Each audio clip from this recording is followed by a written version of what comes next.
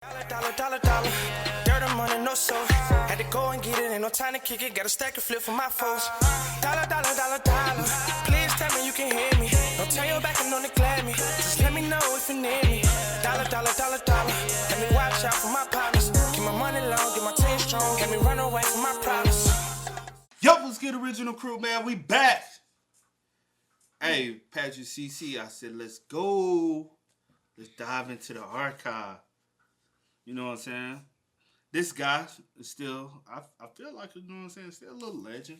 Mm-hmm. You know what I'm saying?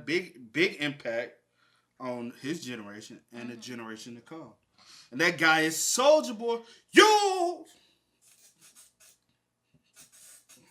Super Soul Thick.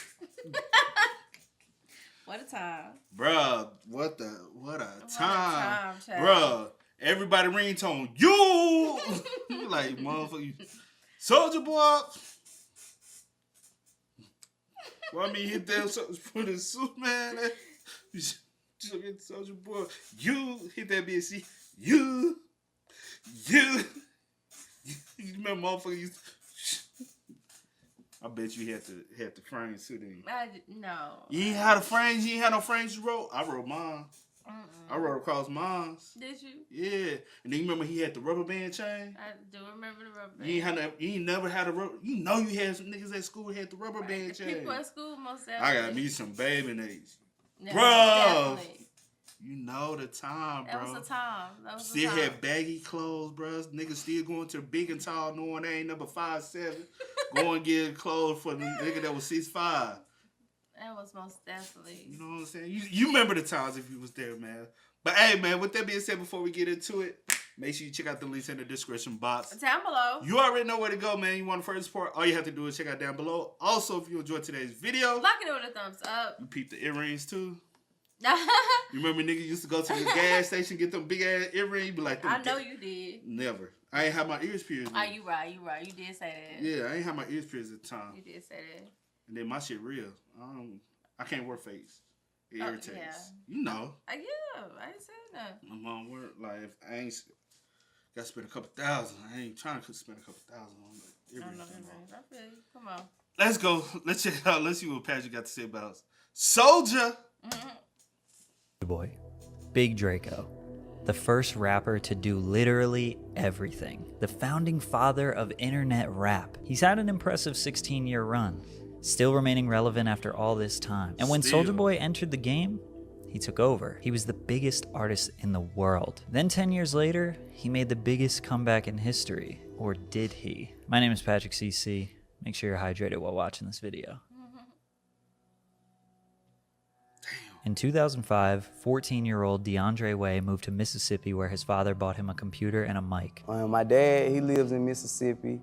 He was the one that bought the computer for me and the internet for me when I first moved down there. He would upload his first creations to the website SoundClick. I feel like I have to mention this early on just in case, but most artists, like literally 99% of artists, were not trying to upload their music to the internet in 2005. Most of them were still hustling CDs and trying to do local shows to impress A&Rs and get a record deal. Soulja was finding websites where people were trying to discover new music, back when this wasn't normal. He built his first fan base on SoundClick. It was basically the first SoundCloud. They had charts of buzzing artists and a trending page and things like that. His first real traction from the site came with the song called Doo-Doo Head. It's kind of a meme song, but he hit the trending page and started getting a lot of streams. Once the traffic became consistent on SoundClick, he needed to interact with the fan base that he was building. This is where MySpace and YouTube come in.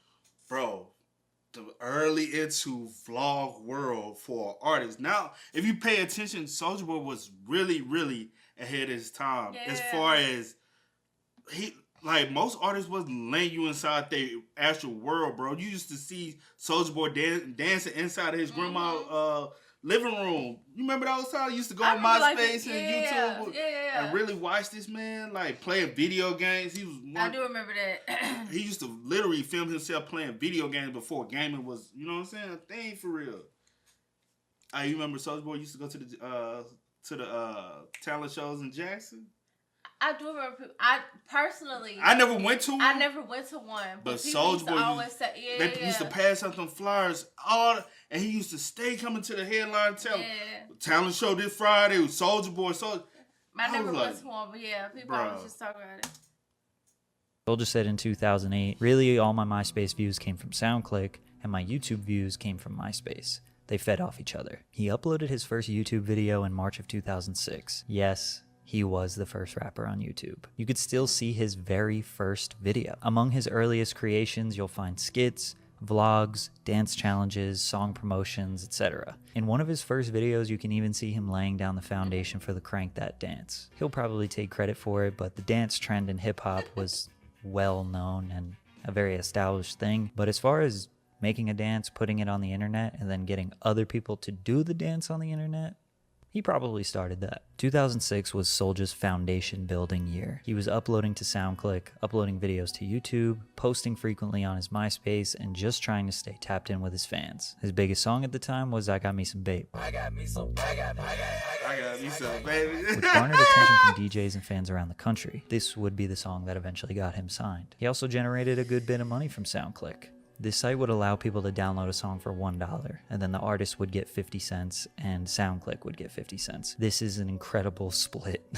I don't think any site would give you 50% of the revenue ever again. It's unclear how much he made around this time. Soulja said at one point he was getting 19,000 downloads per day, which would make his daily earnings around $10,000. In 2011, he said the number $100,000. I generated over $100,000 with SoundClick. So I think that's probably how much he made from the website. But in today's interviews, he said he was making $25,000 a day. When I was getting money, it was called SoundClick. Now they got SoundCloud. And I was getting 50,000 downloads a day. I was charging 99 cents for the song, but they would take a 50%.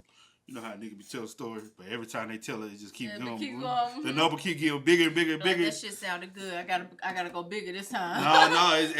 As you feel like your relevancy gotta keep going, you like, I gotta stretch that bitch. Go back to that first. Go back to that first interview with him saying that's probably more closer to. Niggas still gonna fluff the number, but it's probably closer to what he was actually making for real.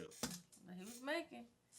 That's all that Soulja matters. lies a lot, bruh. Either way, generating that type of revenue while being independent in 2006 was basically unheard of. He amassed over 1 million friends on MySpace, making him the biggest rapper on the most popular social media. This all built up to spring of 2007, where his career would explode. Unfortunately, I think Soulja was always prioritizing feeding the beast and capitalizing on quick money. Your brother used to dress like that?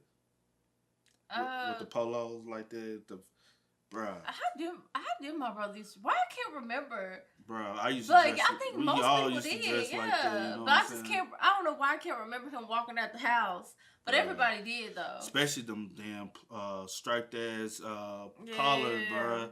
That was the fashion then though. He was making. He was a big quantity over quality type of guy. I mean, to be fair, he was really young. He was like 15, 16 when this was happening. It was so easy for him to just put out music and make a quick buck from it that he just kept doing it, which resulted in a lot of really bad music. Is that Mr. Hang Low? Crank That Soulja Boy, the biggest song still to this day that Soulja has ever made. He had been doing the Crank That dance for about a year now, so his audience was familiar with it, but when Crank That Soulja Boy dropped, it was the anthem that the Soulja Nation could get behind. The song was exploding on MySpace and YouTube. People all over the world were uploading their versions of the dance. He knew it was a hit. He would upload his songs to illegal streaming sites, disguised as whatever was popular at the time. And I know from firsthand experience, I would try to download a popular song from LimeWire and it would just be a Soulja Boy song. It was honestly how I discovered him. How do you think you discovered Soulja? Honestly, I don't know I don't know if it was from MySpace. I don't even think it's from it. I or really if feel it like was from them flyers. I swear it has to be from them flyers. I don't think mine was from the flyers. When they never did they used to come to y'all school, pass out the flyers about the talent shows in Jackson? I don't know why. I can't remember a lot of stuff, but I'm telling you, that's how I first heard about him because he was always in Jackson.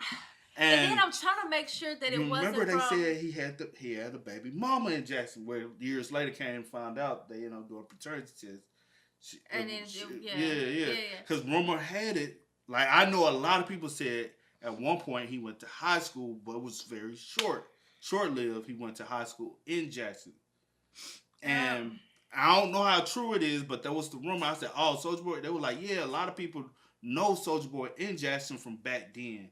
And then one chick, which he never failed to say he didn't know the chick. Yeah. She was saying, because I actually know the chick. If I go back home, be like, what up? Yeah. But she said, you know what I'm saying? She even named her son after him. Because she thought he was a dad? Yeah. Years later, kind of find out. Well, I think the boy's middle name is DeAndre. Oh, okay. But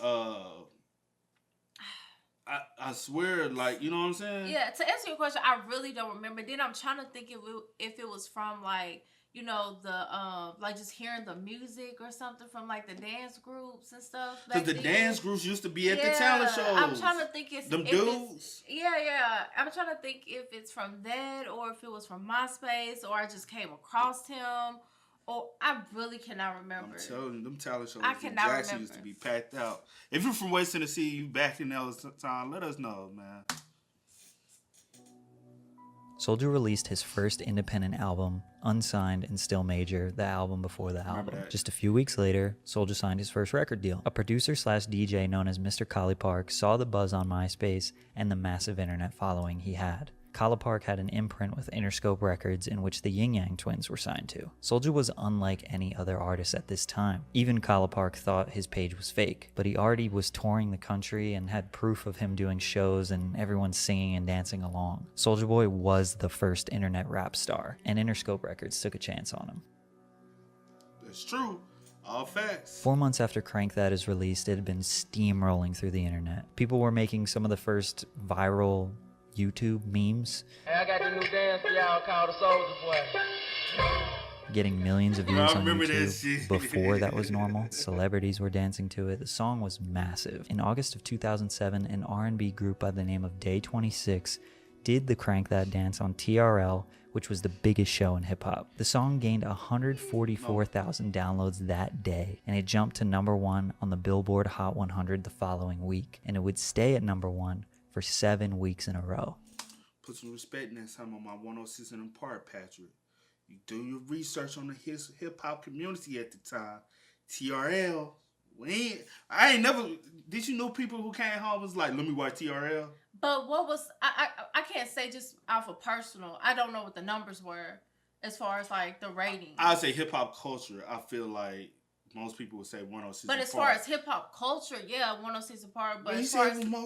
But I get what you're saying, though. You know what I'm trying to say? But because TRL didn't just cater to hip hop, they catered to like pop, rock. So the ratings would definitely be. But as far as hip hop, solely hip hop, 106 Park. Yeah, most definitely. That's all. Put some respect on my 106 Park day. October 2007, SouljaBoyTellHim.com. His first major album drops, and it peaked at #4 on the Billboard Hot 200, the highest of any of his albums. Soulja Boy was on the radio, Soulja was on 106 Park, Soulja was on TRL. He was the hottest new rapper in the game. He was selling out shows all over the country, and at the age of 17, he was living a dream built on the internet, something nobody had ever done before. One thing I noticed about Soulja too was he always stressed promoting his MySpace, YouTube, or website. I mean, he legitimately named his first major album SouljaBoyTellHim.com in efforts to drive traffic to the site. He had thousands of daily viewers on his website. He treated his own site like it was a social media. There were forums and places where people could chat with each other and make friends. No algorithms, no other content, full creative control. Honestly, I don't know why more artists today don't utilize that, because it's so powerful. He knew social media was the new landscape for artists to build their careers. He stayed true to his roots. He always prioritized his YouTube channel and staying tapped in with his fans, showing us what his life was like behind the scenes. He also loved video games and would frequently upload videos of him playing them. Yeah, he was the first rapper doing video game content on YouTube. He kept on innovating, trying funny videos, cartoons, vlogs, live show clips, skits, whatever he could do to engage. In 2008, he dropped a bunch of bangers that we all love, including Kiss Me Through the Phone, Birdwalk, and Turn My Swag On. Also, remember the number 678-999-8212? Well, this number was Soulja Boy's promotional number. If you called it or texted it, you would automatically subscribe to Soulja Boy's Say Now account, where he could call or text a mass group of people all at once, whether it was to promote a new record or just say hi. You know, like the thing that every celebrity started doing in 2019. Man, I'm just gonna give out my number. 917-746 1444. Difference is Soulja had 4.9 million subscribers on his Say Now account I got 4.9 million subscribers on my Say Now number. that he could reach with just one text or a voicemail. But then putting it in the song and making it catchy so that everyone would sing along, this is his most genius marketing tactic that he does not get enough credit for. Boy, smart, bro. Soulja has now been on top of the game for a year. He had amassed over 230 million YouTube views, something that I haven't even accomplished yet. He had more views than Columbia Records' whole page. Most view of all time. And then you look where I'm at. I'm number 5 of all time, motherfucker. Only person in front of me, Universal Music Group, Mondo Media, Chris Brown, and CBS. Crank That was 3 times platinum. He had sold millions of ringtones and was making millions of dollars. He dropped his sophomore album, I Soulja Boy Tell 'Em. Despite having a lot of success on numerous singles throughout the year, the album peaked at number 43 on the Billboard Hot 200. Shortly after this album release, there was a home invasion that led to Soulja allegedly shooting somebody. The only thing I'll say that people fail to realize a lot of times with Soulja Boy, you fail to realize majority of every song he made back then, he produced them. He made the beats because he was pushing Fruity Loops at the time. He was like, I made all my beats on Fruity Loops and or FL Studio, and then he owns a majority. Like those were like he made those records. Well, no producers, well, nobody else around. Like so, a lot of percentage. That's how he made all his money. Yeah. He owned his shit. A lot of people nowadays they can't even even understand how a beat is to be made. Most rappers nowadays, they just go and be like, hey, I need a beat. How much for the beat? Instead of going in there trying to learn the systems and learn. A lot of rappers nowadays don't. But Soulja Boy understood the time. Facts. He took over the youth. We at the time, all we cared about was dancing and having fun. He knew that. He entertained his age group. His target audience wasn't older people. He didn't give a fuck about getting approval. He wanted to his age group, anybody above, a little bit above or a little bit below, just his age range. That was his target audience. I think some people, they be 17, or 18, and they trying to get to 25, 26. No, rap and everything about your age group. Let those people grow with you. The only thing is with Soulja Boy, his music didn't grow. You know what I'm saying? With him. And if we can all be honest, was Soulja Boy a great rapper? Nah, it was about the vibes. It was about the energy, and the timing. Like you said, the time, just having fun. Yeah. So super innocent. So his rap style didn't grow because he really come like really rap. You know what I'm saying? So that's all. Times. I hop out, I start shooting. Bow, bow, bow, bow, bow. The situation is extremely dodgy. There are multiple sides of the story that do not match up at all, and there's literally not even a police report that backs or says that this even happened. But basically, some dudes ran up in Soulja's house and he shot one of the guys 5 times, and that guy's name was Droop. That's the only thing about the story that both sides agree on. We don't know why it happened, we don't necessarily know how it happened, we don't really know any other details. And without police reports or evidence, it's kind of just up in the air. But Soulja was known as a positive, happy, and nonviolent artist.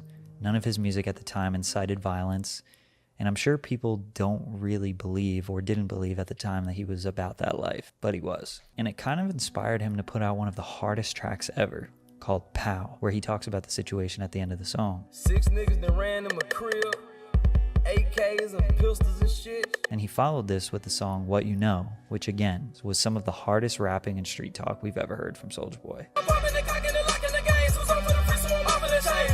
Hey, that Soulja Boy, Soulja Boy had dropped some shit like that before, bruh.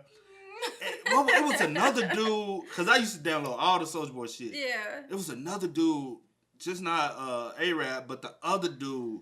And they used to rap like that. You know what I'm saying? That more, especially when he started hanging out with, like, you know what I'm saying, more ATL, like Crime Mob and all that real fast cadence joint. Yeah. And when he was rapping like that, I was like, bro, this hard ass Soulja Boy shit. I remember them times, though. Just ride around. What you listen to that new Soulja Boy? They were like, let me hear that shit, bruh. You used to get like, be on some street cred, you listen to that new Soulja Boy. And it was just like, because of the like the beats. Yeah. The beats used to hit. Gucci, Yeah. Gucci, bend down. Hey, Gucci. Oh my gosh. For the next 2 years, Soulja did stay very active with his community. He was touring, still selling ringtones, and dancing all over the world, getting cosigns from every major rapper, celebrity, and media outlet. He was selling the most ringtones out of any other rapper. He consistently had a popular song on the radio. And if you look at his record sales or song sales, they're not very high or what you would anticipate them to be. Most likely because he made his music so accessible. I mean, he was literally proud of pushing his music through illegal sites. So it would only make sense that his fans would do that to him as well. If someone were to just look at sales, you would think that Soulja Boy's music wasn't doing well. But he was the internet rapper. He was the radio rapper. He was the ringtone rapper. He wasn't the, hey, let me go buy Soulja Boy's album type rapper. Forbes reported that Soulja made $7 million in 2010. This is a nice sum of money. Enough to live off for the next 10 years if invested properly. For 2 years, Soulja kept on pushing back his highly anticipated third studio album. He changed the name 3 times, pushed back the release date many times, said Justin Bieber, Lil Wayne, Nicki Minaj, Snoop Dogg, and Chris Brown were going to be on the album. But when it finally dropped, November 30th, 2010, The DeAndre Way, Trey Songz, 50 Cent, and Lil B were the big features. And the album sold about 18,000 first week and only about 56,000 copies total, making it his lowest performing album. I think the combination of this and the home invasion changed him a little bit. He even claims that he was going to quit music, but his mentor and friend 50 Cent convinced him not to. He did say that he had a falling out with the label that signed him, Kala Park, and that they didn't provide the resources for the DeAndre Way to succeed. He said they didn't agree with the moves he was making with his own label, Stacks on Deck Money Gang, and that was a big part of the turmoil. It's so deep money gang.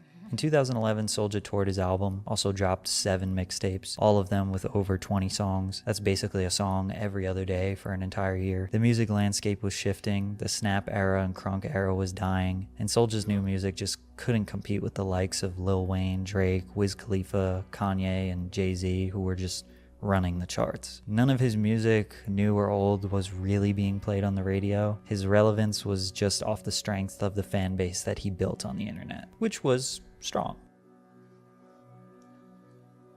In 2012, he dropped 7 more mixtapes. In 2 years, Soulja Boy released more music than the entire discography of your favorite rapper. Some of these mixtapes amassed a whopping 70,000 streams total. I don't really know what his plan was, but that was simply way too much music. I think it's more trying to continue to stay relevant. Yeah. You know what I'm saying? Especially when artists start just pushing music like that, it's about relevance, and they're not getting the traction they think.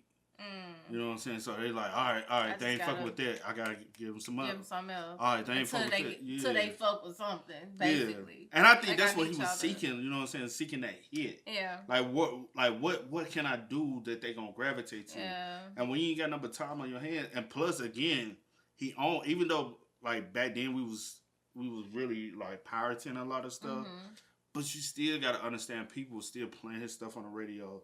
He was being pushed like crazy. And back then, you got to think about ownership.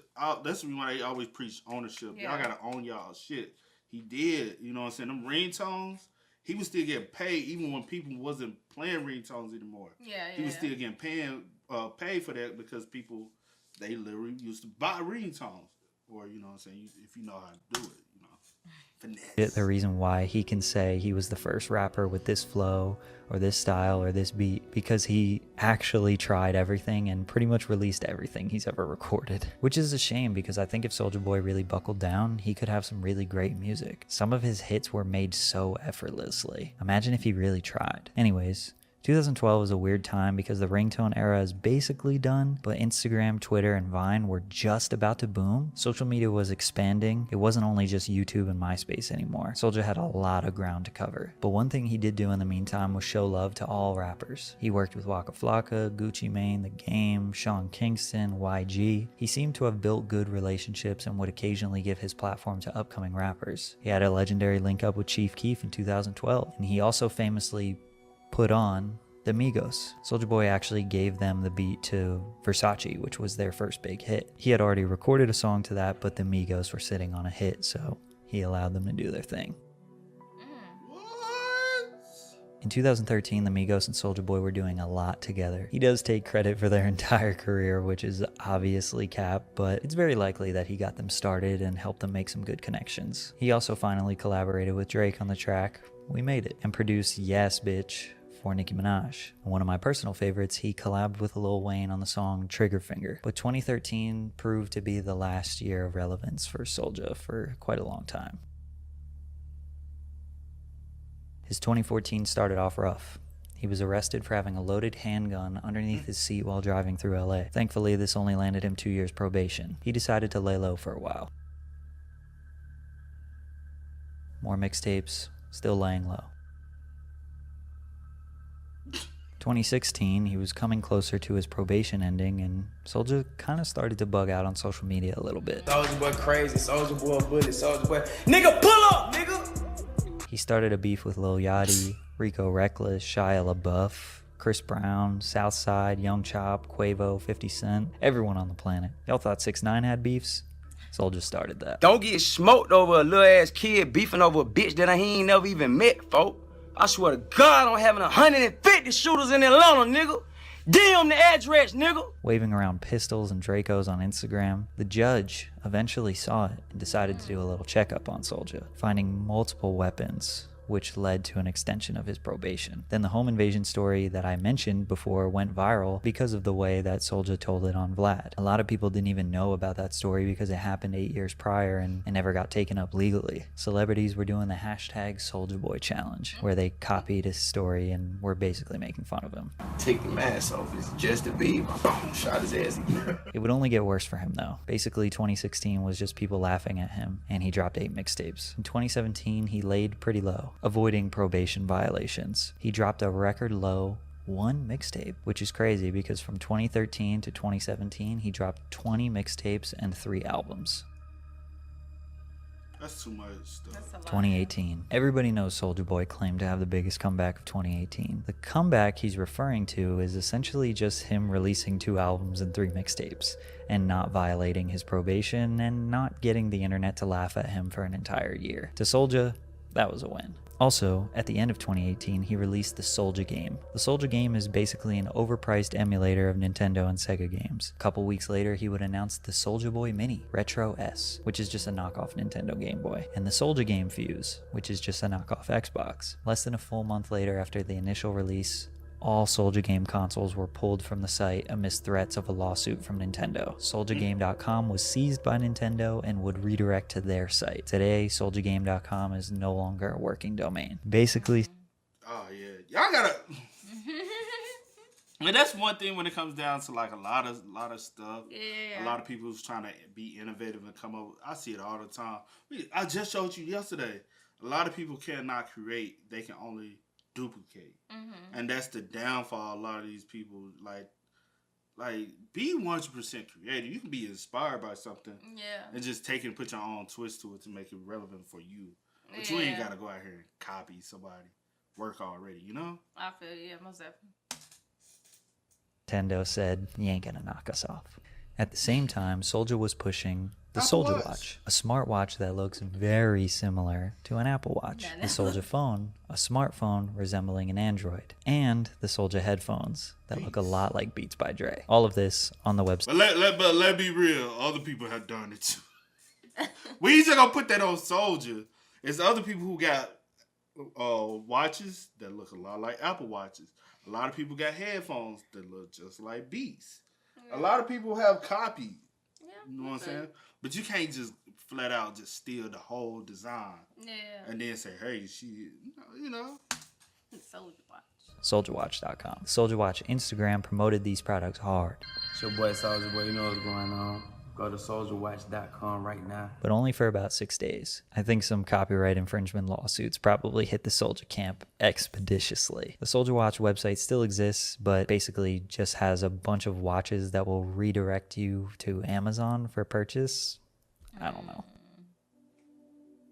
Hell no, that's a But it would be in the sketchy. beginning of 2019 where he had the iconic Instagram live stream go viral. I said back 2018, I said back 2017, and watch all you lame man rap niggas, bruh, sit down and fuck the whole rap game up, bruh, trolling and shit, bruh. Nobody knew what he was talking about, but something about Soulja Boy being mad was hilarious. Celebrities were copying him. It was the hashtag Soulja Boy challenge all over again. 2017, I sat back and watched.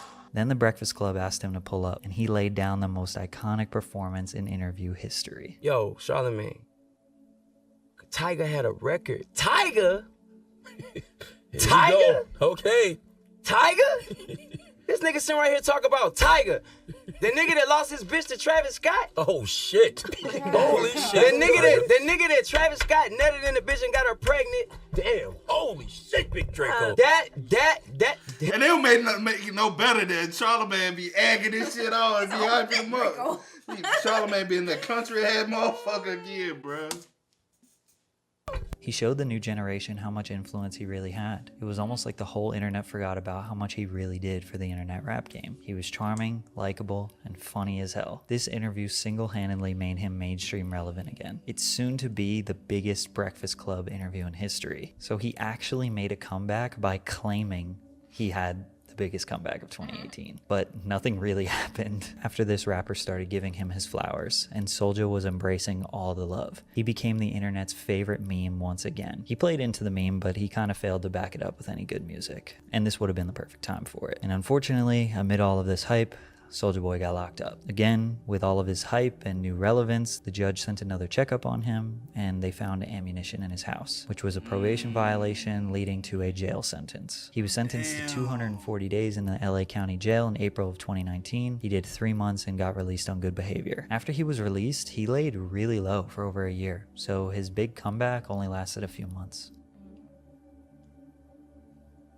At the end of 2020, Soulja Boy started Twitch streaming and finally learning the new landscape of social media, and he spent quite a bit of time on TikTok. He was actually really late to that platform, but despite being late, he quickly figured out how to capitalize on it. She Make It Clap drops. I'm sure you've heard it. Soulja got a hold of the TikTok wave and absolutely took over. On March 15th, he put She Make It Clap on TikTok with a very, very loose idea for a dance, and 15 days later, the app did what it does and made it a mega viral trend. And it had over 400,000 videos to the song, which if you don't know, it's a lot. To this day, it has over 3 million videos on the app. It's huge. And with 31 million Spotify streams and the song going #1 on Triller, makes this song more successful than any song he has put out in the past 6 or 7 years. But in true Soulja fashion, he will rinse the same thing over and over again and saturate his music until people just can't stand it anymore. He followed up this song with a borderline meme track called Rick and Morty. Ricky Morty, yeah. Ricky Morty, yeah. Ricky Morty. Which actually is having some decent success. Now he's pushing his new track called Bop. It's incredible how Soulja has been able to stay relevant after all this time. And I do genuinely believe that Soulja has some hits in him. I would love to see him have a second run in the mainstream, but he's gonna need a songwriter or something to help him. Either way, he's a true pioneer of the internet rap game. I respect his willingness to try anything and his ability to beat the odds and overcome adversity time and time again. I wish him nothing but health and success for the future. Big Draco, Soulja Boy. I say this. Facts. Soulja Boy is very creative. He's very smart, He is but smart, yeah. I would say smart to a degree. To a degree. We're gonna hold it to a degree. You know what I'm saying? He's smart to a degree. Yeah. But can he be very creative? Yes. Can he think sometimes outside the box as far as he understands how to go viral? He understands the marketing concept. Yeah. Very much so like 6ix9ine. Like we always say, bro, like them two individuals, they could have like do big when it comes down to marketing. But I think sometimes it gets too much to their head. And they like, hey, I gotta push this to that degree. You get what I'm saying? And with Soulja Boy, I really feel like, I think fame and youth always, it's just something about the two that eventually don't. Yeah. They end up clashing. You know what I'm saying? After a while, yeah. Because you said what? No, I was just gonna, especially when you like you said, when you start early, like with him being so young when starting, and then trying to continue to like stay on top and stay ahead and Cause stay, he was around 16 at the time, wasn't he? About 15. 16, when everything really started blowing up. He was like 15, 16. And that's young, especially you out here doing it on your, doing it. Traveling, doing shows. Doing it by yourself. Yeah. In a sense, before other people came along and be like, hey, I want to take you under my wing. But you're doing it by yourself. That's a young age to be trying to like. Hustle. That's hustle mentality. He had it in him. But I think it was too much, too young. Mm-hmm. You know what I'm saying? Like, you gotta give his credit. You know what I'm saying? Yeah. Because, like, be real, he was the first to a lot of shit. Yeah. You know what I'm saying? A lot of people can't do. But at the same time, the biggest thing I have for Soulja Boy, that we all saw him like and be at his best, mm-hmm. and when he's at his best health wise. Mm-hmm.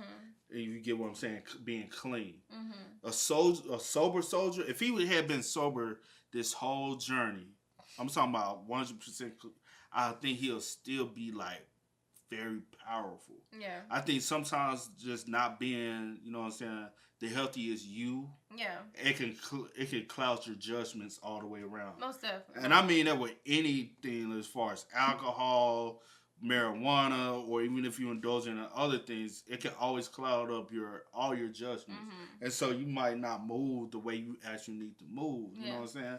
Because if you notice when he was young, clean, you know what I'm saying, clear minded, everything was just pop, pop, pop, pop, pop. He was able to think clear. He was able to be innovative. He was able to be very fresh. Ahead of every, yeah. Because think about it, you know what I'm saying? Like, even like how we was in the beginning saying the talent show thing.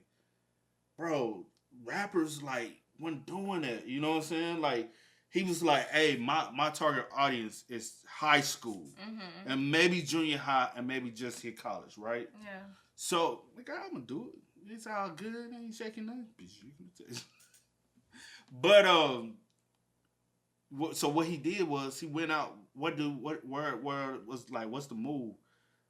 At Jackson at the time, it was gathering up multiple counties. You know what I'm saying? It ain't just Jackson. It's people from all surrounding counties that come and we hang out and turn up on Fridays and stuff. Mm-hmm. What's best way for me to capitalize but on that market? You know what I'm saying? That was a smart decision on his end because he at some point went to Mississippi and just easy come across the line. He used to go to Memphis and stuff too, though. Mm-hmm. Like going and performing in Memphis. You capitalizing on that, you know what I'm saying? That energy, that wave. Yeah. And I'll say this, he was one of the ones that it looked okay for the industry to start giving more younger people looks at that time. Mm-hmm. You know what I'm saying? That's when like you start seeing more, especially out of Atlanta, start seeing more younger artists pop. You know what I'm saying? Like Travis Porter around that time. You know what I'm saying? Migos, because Travis Porter was before Migos. Yeah. And then you had like, even though Crime Mob was before him, the Crime Mob, they was young. Yeah. But they were also more street, you know what I'm saying? So you had Soulja Boy, and which what made him very remarkable is he had the tattoos. He was very clean, even though like in the first picture, popular picture, everybody seen him with the SOD, with the Soulja Boy chain. But when he first blew up, he just had the glasses with the Soulja Boy written on. Yeah. One of them fancy, one of them expensive. He rocked the rubber band necklace that he made himself. Only thing he had expensive was the baby names. Yeah. That's all. Like big baggy shirts. It felt like somebody your age, looking like you, doing what you're doing, but you know what I'm saying? Like everybody, they could see themselves in him. Yeah. He was just like super relatable. It was nothing like, like too far fetched. Yeah, you're too far fetched for me to even like feel like I can like look up or relate or whatever the case. He was very relatable. Yeah, that's the term. He was very relatable. Yeah, so from the clothing, the dancing, the talking, the lingo, we all related to him. Yeah, and so we understood the energy, and he was on the platforms we were on. He was looking at the stuff we was looking at, you know. And then I also feel like, you know, with some people having like their fame and stuff, even at an early age or whatever the case, it can sometimes get to you. Yeah, get to your head, and I don't feel like at that time. Yeah, it got him. He was like super, like still like humble. You know what I'm saying? Like I think at some point he got really cocky and then hit a down. Even with remember the chick, he got wrapped up in the Cat Stacks chick, and what happened? Like remember her back in the day, Cat Stacks? I remember the name. Yeah, it was just a lot of stuff. He had a lot of like allegations put on him at an early age, and honestly, he was in his 20s. Like a lot of people don't deal with that until they're like in their late 30s, 40s. He was dealing with turmoil in his early 20s. You know what I'm saying? And as somebody that young, you still not like maturity hasn't really kicked in. Yeah, you know what I'm saying. So he had to deal with a lot of adversities early on in life. So. But shout out to Soulja Boy, man. Shout out, most definitely. It's 100% successful, man. 100%, man. But y'all spam us up. Y'all let us know y'all thoughts about it in the comment section down below, man. But as always, I do go by the name DJ DK. This is we are. Had to go and get it. Ain't no time to kick it. Got a stack and flip for my folks. Dollar. Please tell me you can hear me. Don't turn your back